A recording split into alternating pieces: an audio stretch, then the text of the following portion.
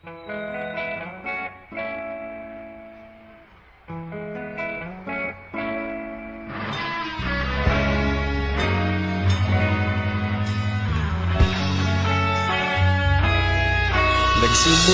ang lahat sa eskwela, nagsama-samang 12, sa kalokohan at sa tuksuhan, hindi maawat sa isa't isa.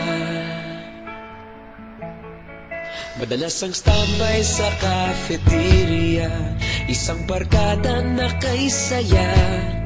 Laging may hawak-hawak na gitara, konting udyok lamang kakanta na. Kay simple lamang ng buhay nun, walang mabibigat na suliranin.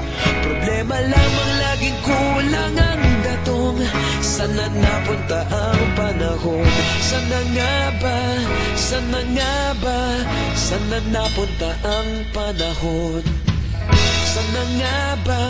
Sana nga ba?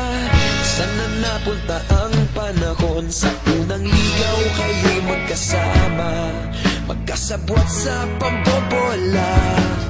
Walang sikreto kayong tinatago, okay sarap ng samahang barkada.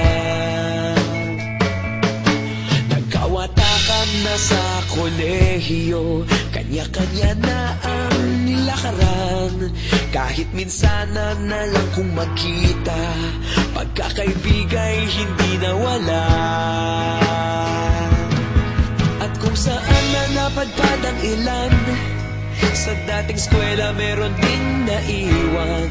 Meron pa ng mga ilang nawala na lang, nakakamiss ang dating samahan. Sana nga ba? Sana nga ba? Sana nga bang barkada ngayon? Sana nga ba? Sana nga ba? Sana nga bang barkada ngayon?